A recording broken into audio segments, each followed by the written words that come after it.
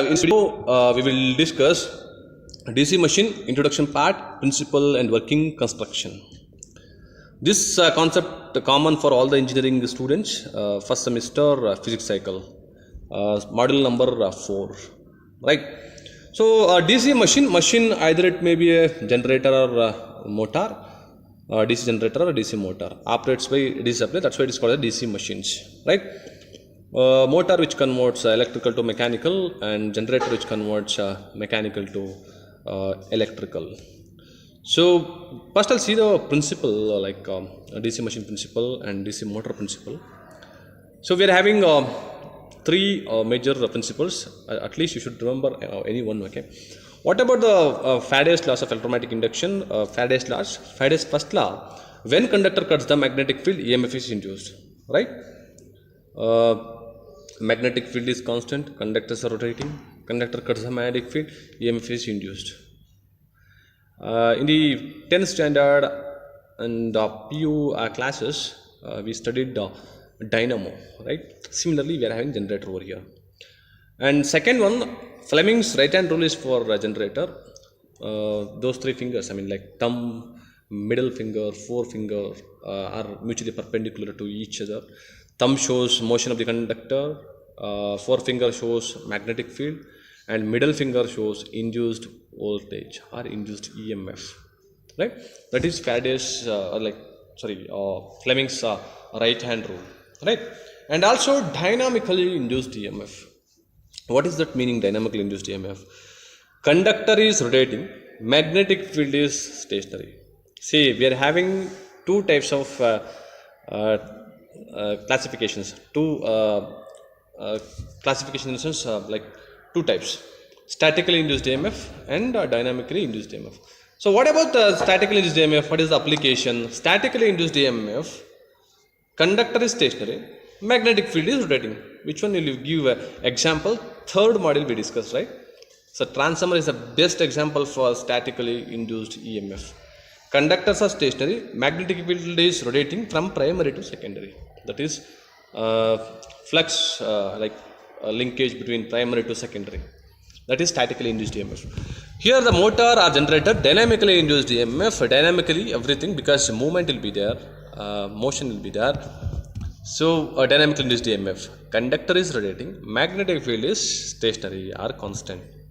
And also Lenz law you have to remember, because Lenz law opposes the cause producing in it. So that is also applicable. These four laws you must remember, okay? And DC motor somewhat different, right? So DC motor, when a current carrying conductor placed in a magnetic field experience a force or torque. So current carrying conductor placed in a magnetic field, what happens? There is a stationary magnetic field, constant magnetic field, and conductor carries rotating magnetic field or circular magnetic field. So interaction between those two, what happens? Experience a force, right? That is the working principles of DC motor and DC generator. And next, where we are using these DC machines or DC motors or DC generators. These DC motors, we are having different types, like shunt, series, compound motor. Shunt motor is for constant load application. Series motor is for heavy load application, high speed application, variable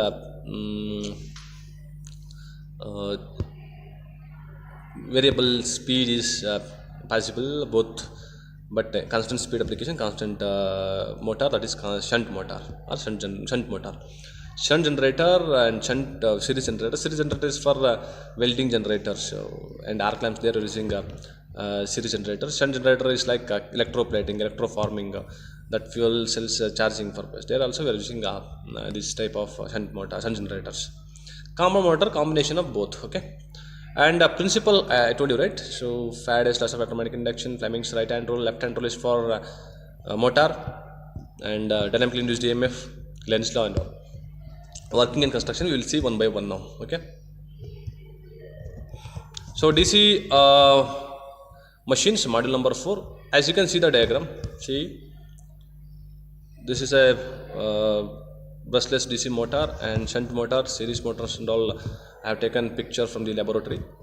So fan is for cooling purpose, and yoke is the outer core of the machine, and also mechanical input we are giving, that is a I mean like fan is for cooling only, mechanical input in the sense turbine or whatever, and lamp will be glowing over here, right? These are the brushless DC motors also present. Like stepper motors are there, DC, by supply DC only. Servo motors are there, special type motors, right? Okay, like servo motors, linear induction motor, stepper motors and all special type of motors. Okay, operates AC, keep it in your mind.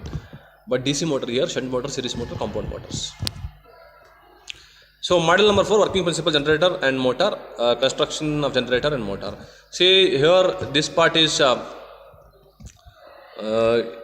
motor, like stator part. This one is a rotor part, rotating part of the machine. Fan is for cooling purpose. Commutator will be there present, winding will be present, and field windings are present, field poles are present.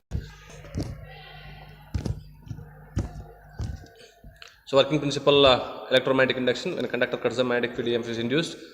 Faraday's laws, and rate of change of flux linkage occurs directly proportional to induced EMF, that is Faraday's laws of magnetic induction. Okay, and dynamically induced EMF, conductor is rotating, field is stationary. Fleming's right hand rule is for generator. So 3 fingers mutually perpendicular to each other. Thumb shows motion of the conductor.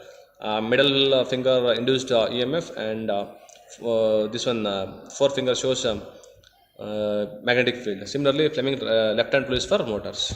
Okay. Right hand rule is for generator. Faraday's law, dynamically induced EMF. The working principle. See here, I'll just giving you some information how the DC generator or motor works. Here, there is a output if it is a generator. If it is a motor, we have to give power play. Motor will start rotating.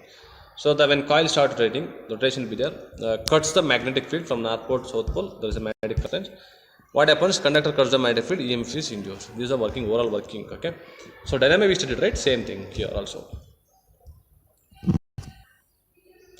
So next, constructional part of DC motor and DC generator. See. So this is the yoke for the machine. And also stator part of the machine. This one is a rotor. This one is a rotor. Contact. This is a stator part of the machine. See this picture. I think you might have seen in childhood days and all. Small DC motor used to play with that motors, right? Like remote cars and then some toys and all. They used to keep motors. That motors are permanent magnetic DC motor.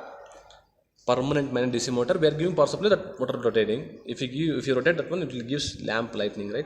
So same thing, this is a rotor. Okay, he is having the rotor slats and rotor armature conductor, and then bearings, shaft will be there.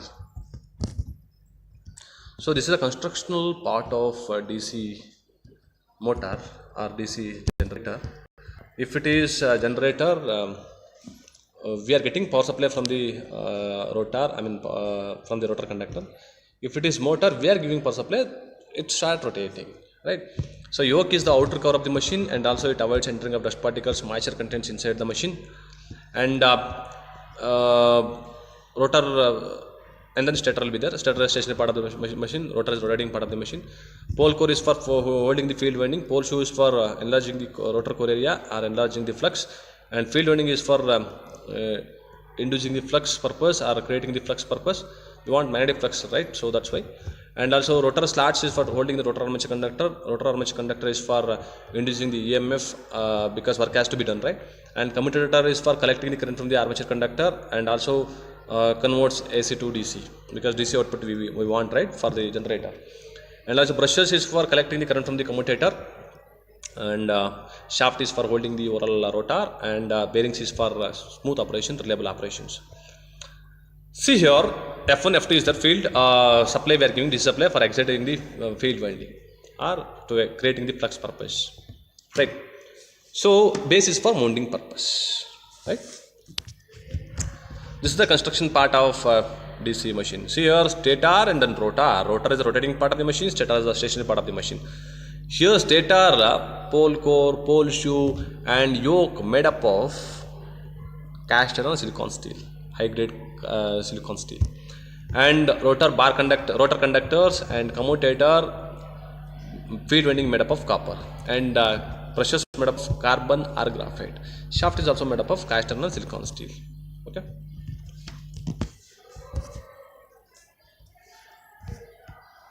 These are the constructional part, like stator and rotor. Rotor is this one. Rotor part is this one. See, commutator, this one, slats, armature slats, armature conductor, brushes, and bearings. Bearings is for smooth operation, reliable operation. Spring is for to move the brush contact into commutator. This is the stator. Okay, stator. This is the overall construction of DC machine. Okay, bearing is for smooth operation, reliable operation. Commutator is for collecting the current from the armature conductor, and also convert AC to DC. Shaft is for holding purpose. Okay, you can draw 2-pole machine also, and then 4-pole machine also. Okay, these are the constructional features, the constructional part of DC machine. So you can draw any one diagram. Okay, thank you. Next we will see the all parts and EMF equation.